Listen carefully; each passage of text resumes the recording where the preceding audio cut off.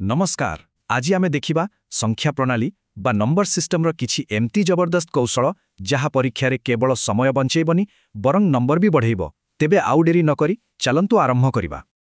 प्रवेश एग्जाम को स्वागत जोठी आमे जटिल जिनिस को सहज करि थाओ। अच्छा रेणु भाई बैंकिंग किंबा एसएससी भली परीक्षा रे कोन नंबर सिस्टम रो प्रश्न गुडी को अधिकांश समय नै जाउछि? जदि हां तो बिल्कुल चिंता करंतुनी, एटा एक साधारण कथा। कारण आगामी मात्र 5 मिनिट भितरे आमे एमिति किछि जरूरी कौशल शिखिबा जहा पर एही समस्या गुडिकर समाधान आखि पिचलाटे होई जिवो। हाँ, तो कौनसी भी विषय को भलरे बुझिबाकु हेले तार मूलदुआ मजबूत हेबा दरकार, ठीक ना? तेबे चलंतु प्रथमे संख्या प्रणालीर किछि मौलिक कथारे ही आरंभ करिबा। देखंतु संख्यागुड़ी को मुख्यतः 4 भागरे बुझा जाई पारे। जुग्म संख्या जहा 2 द्वारा भाग हुए जेमिति कि 2, 4, 6। अजुग्म संख्या जहा 2 द्वारा भाग हुएनी जेमिति कि 1, 3, 5। मौलिक संख्या जहा केवल 1 आउ निज द्वारा ही भाग हुए जेमिति कि 2, 3, 5। आउ जोगिक संख्या जहार 1 और निज को छाड़ी आउरी भी गुणनीयक थाए जेमिति कि 4, 6, 8। बास एही मौलिक ज्ञान आगकू बहुत कामरे आसीबो। एबे आसिला सबुठारु मजेदार अंश विभाज्यतार नियम।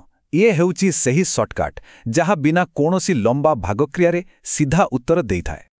देखंतु 2 पाई नियम तो बहुत सरल। जदि शेष अंक 0, 2, 4, 6 किंबा 8 ताहले संख्याटी 2 द्वारा विभाज्य। आउ 3 एवं 9 पाई नियम प्राय एका भड़िया। जदि संख्यार सबु अंकर जोगफल 3 द्वारा विभाज्य तेबे संख्याटी भी 3 द्वारा विभाज्य। ठीक सेहीपरि जदि जोगफल 9 द्वारा विभाज्य ताहले संख्याटी भी 9 द्वारा विभाज्य। देखिले तो केते सहज। ओके, एबे आसंतु 4, 8 और 5 पाई नियम देखिबा। 4 पाई कोन करिबा? केवल शेष 2टी अंक को देखिबा।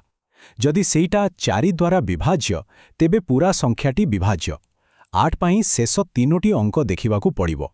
और 5 पाई नियम तो सबुठु सहज। शेष अंक केवल 0 किंबा 5 हेबा दरकार। 6 नियम टिके अलगा।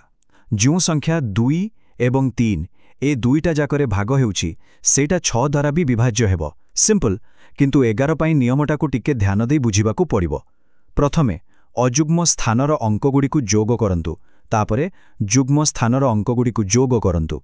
एबे एही 2 जोगफलर अंतर बा वियोगफल जदि 0 हुए किंबा 11 द्वारा विभाज्य हुए तेबे पूरा संख्याटी 11 द्वारा विभाज्य हेबो। एबे चलंतु आम टूलकिट्र परवर्ती गुरुत्वपूर्ण अस्त्र लसागु बा एलसीएम एवं गसागु बा एचसीएफ विषय जानिबा। एमानंको भितरे जो संपर्क अछि सेटा ही प्रकृत शॉर्टकट। ए दुईटा भितरे फरक कौन? देखंतु लसागु बा एलसीएम हेला सेही सबुठारु छोट संख्या जहा दिया जाइथिबा सबु संख्या द्वारा भाग होई परिबो। आउ गसागु बा एचसीएफ हेला सेही सबुठारु बड़ संख्या जहा दिया जाइथिबा सबु संख्या को भाग करि परिबो। चलंतु गोटे उदाहरण नहीं बुझिबा। धरा जाऊ आम पाखरे अछि 12 आउ 18। एगुडी को मौलिक गुणनीयकरे भांगिबा।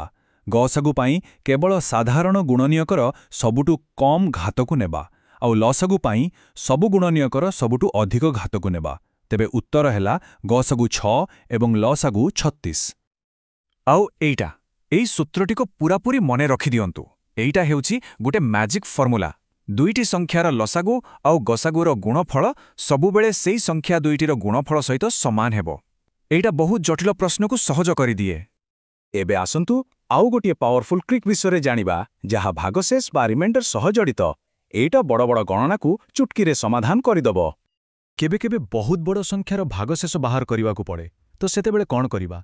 सेगुडी को छोटो छोटो करी भांगी देबा।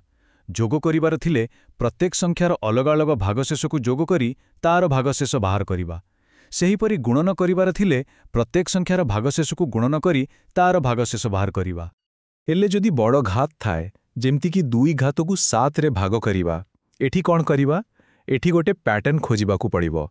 आमे देखिबा जे 2 क्यूब रो भागशेष 1 आसुची। एहार अर्थ प्रति 3 घात परे भागशेषर पुनरावृत्ति हेबो। तेबे घात 10 को 3 द्वारा भाग कले भागशेष 1 रहुछि। तेणु आमर उत्तर हेबो 2, 1 अर्थात 2।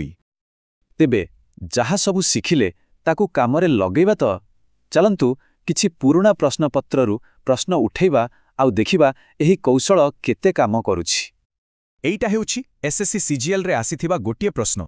ଦୁଇଟି ସଂଖ୍ୟା 12 ଓ 18 ସେମାନଙ୍କର ଗସାଗୁ ହେଉଛି 6। ତେବେ ଲସାଗୁ କେତେ ହେବ? ଆରେ ବାଃ, ଏଠି ତ ସିଧା ଆମ ମ୍ୟାଜିକ୍ ଫର୍ମୁଲା କାମ କରିବ। ଲସାଗୁ ଇଜ୍ ଇକ୍ୱାଲ୍ ଟୁ ସଂଖ୍ୟା ଦୁଇଟିର ଗୁଣନଫଳ ଭାଗ ଗସାଗୁ। ତେଣୁ 12 ଗୁଣନ 18 ଭାଗ 6, ଆଉ ଉତ୍ତର ହେଲା 36। ଦେଖିଲେ, କେହି ସେକେଣ୍ଡରେ ସମାଧାନ। ଏବେ ଆଉ ଗୋଟେ ରେଳବାଇ ପରୀକ୍ଷାର ପ୍ରଶ୍ନ। 257କୁ 9 ଦ୍ୱାରା ଭାଗ କଲେ ଭାଗଶେଷ କେତେ ରହିବ? ଏଠି କ'ଣ କରିବା? ଲମ୍ବା ଭାଗ କରିବା? ବିଲକୁଲ ନୁହେଁ।